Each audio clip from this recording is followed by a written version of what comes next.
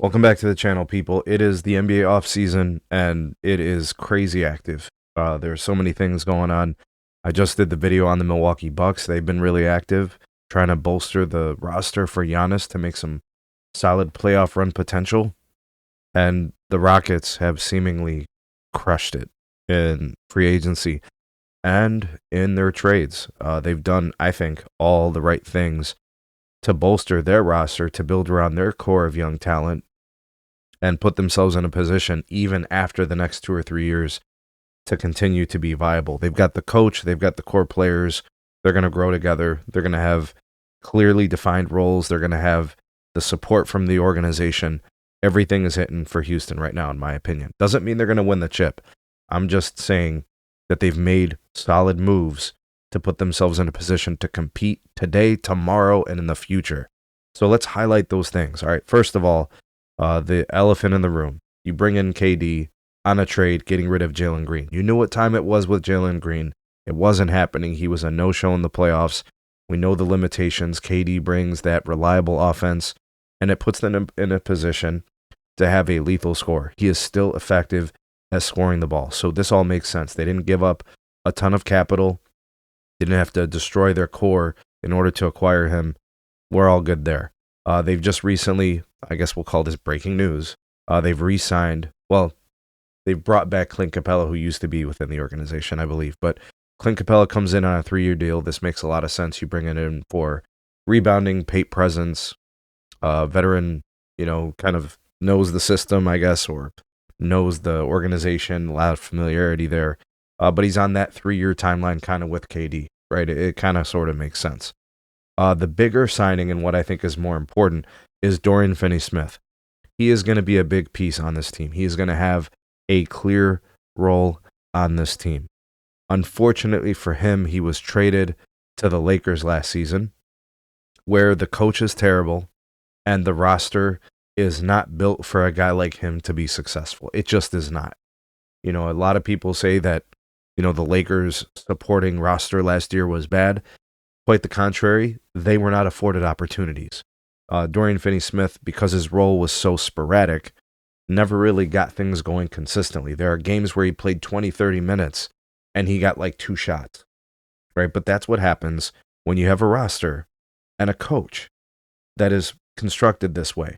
Austin Reeves took a backseat to Luka and LeBron. LeBron, the age star, Luka, obviously ball dominant and all those things. Where is Dorian Finney-Smith going to get an opportunity to show off his talents and contribute? Right? It's just not there. But he brings defense. He brings a little bit of shooting. He's going to be on a 4-year deal. He's going to definitely have a role. In LA, his role was garbage, was not really defined.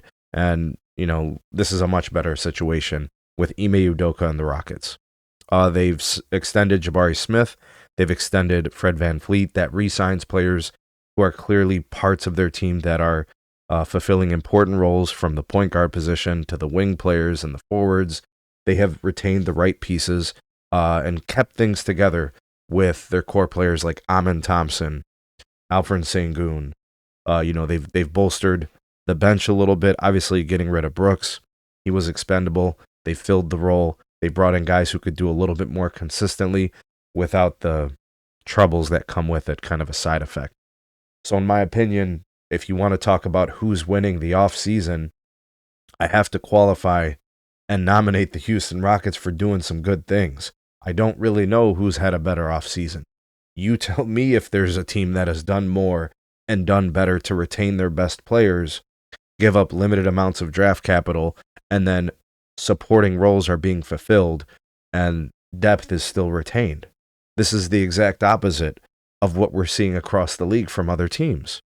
So in my opinion, this puts the Rockets in a position to do better than last year, to move through the Western Conference, and compete for a chance to get to the Western Conference Finals. The whole season is going to be a work in progress. They're going to be trying to find the rotations, find the roles, get guys in positions to be successful, and just fine-tuning, while still developing the core, the young players on the roster. I like the Rockets for next year. I think they're going to be fantastic, and they will be one of the most fun teams to watch. Look for guys like Dorian Finney-Smith to flourish. Look for guys like Amon Thompson to make the next step. Look for guys like Alfred Sengun to continue to ascend as an all-star, but become an even more prominent, effective paint player.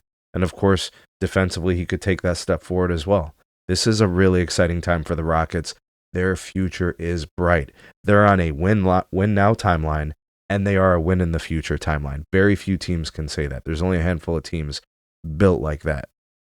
Tell me what you guys think of the moves. Tell me what you guys think of the roster construction for the Rockets and what they've done and what their chances are of making a run in the playoffs next year. Let me know. Drop me some comments. Like, share, subscribe. Check out some more videos. We'll see you guys soon on the next one.